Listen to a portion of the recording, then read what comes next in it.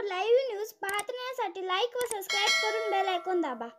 CM24 live news मध्ये आपलं स्वागत आहे। पाहूया आजच्या काही ठळक घडामोडी। नमस्कार।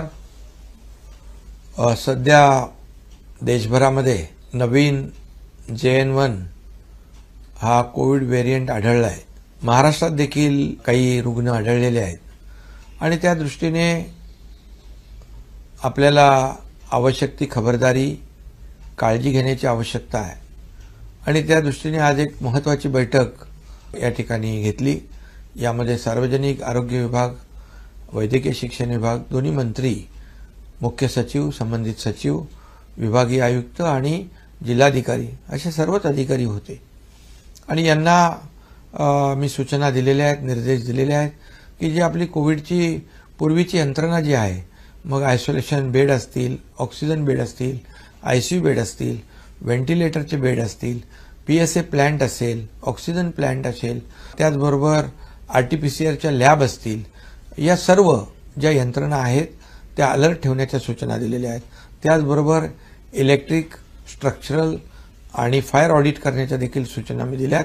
औषधाचा साठा व्यवस्थित आहे की नाही ते देखील तपासण्याच्या आणि औषध साठा देखील व्यवस्थित ठेवण्याच्या सूचना या ठिकाणी दिलेल्या आहेत। त्याचबरोबर काही लोकांनी वॅक्सिन घेतलं नसेल त्या कोविड वॅक्सिनेशनचा देखील ड्राईव्ह या ठिकाणी घेण्याच्या सूचना दिल्यात, जेणेकरून आपली यंत्रणा पूर्णपणे फुलप्रूफ तयार असली पाहिजे आणि सार्वजनिक आरोग्य विभाग आणि वैद्यकीय शिक्षण विभाग दोन्ही यामध्ये विभाग काम करतायत, अलर्ट आहेत, मॉकड्रिल देखील झालेलं आहे आणि त्यामुळे ही जी सिस्टीम जी आहे ही सिस्टीम अद्ययावत करण्याच्या आणि मॉनिटर करण्याच्या सूचना आजच्या बैठकीमध्ये पूर्णपणे मी संबंधितांना दिल्यात। मला वाटतं ही आपली यंत्रणा पूर्णपणे अलर्ट आहे आणि काही त्याच्यामध्ये आणखी सुधारणा करण्याची आवश्यकता असतील त्याही सुधारणा संबंधित विभागाच्या माध्यमातून केल्या जातील, परंतु या ठिकाणी कुठल्याही नागरिकाची गैरसोय होणार नाही अशा प्रकारच्या सूचना आजच्या बैठकीत दिल्यात।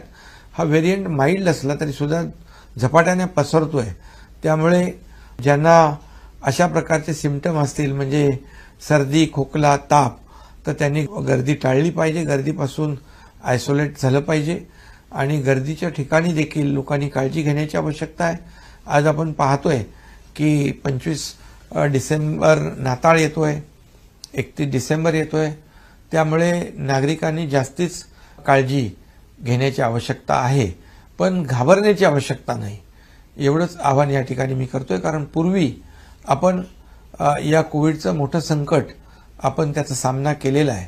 मोठ्या प्रमाणावर या अनपेक्षित संकटामध्ये सर्व टीमने काम केलंय, मग त्यामध्ये डॉक्टर असतील, नर्सेस आहेत, त्यामध्ये पोलीस यंत्रणा आहे, NGO आहेत, संपूर्ण प्रशासन आहे, याने एक टीम बनवून काम केलंय। टास्क फोर्सने आपल्याला मोठी मदत केली आहे आणि म्हणून आपल्याला त्याचा पूर्वानुभव पूर्णपणे चांगला आहे।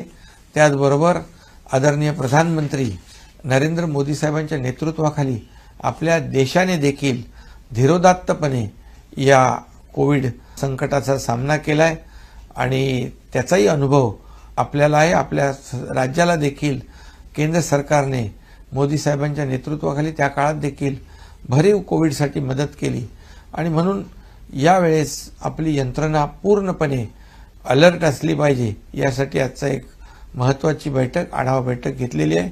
नागरिकांना देखील माझं आव्हान आहे, विनंती आहे की आपण काळजी घेऊया।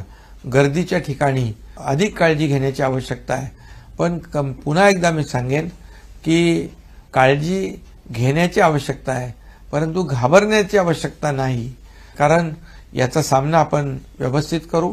माझी विनंती सोशल मीडिया आणि मीडियाला देखील आहे, प्रसार माध्यमांना देखील आहे की लोकांमध्ये कुठल्याही प्रकारचं संभ्रम, भीतीचं वातावरण निर्माण होणार नाही, यासाठी आपलं सहकार्य अपेक्षित आहे। कारण आपण सगळ्यांनी मिळून एक टीम बनून हे नवीन आलेला जो काही JN1 व्हेरिएंट आहे त्याला परतवून लावू आणि कोविडपासून आपल्या राज्यातल्या नागरिकांचं रक्षण करू। धन्यवाद।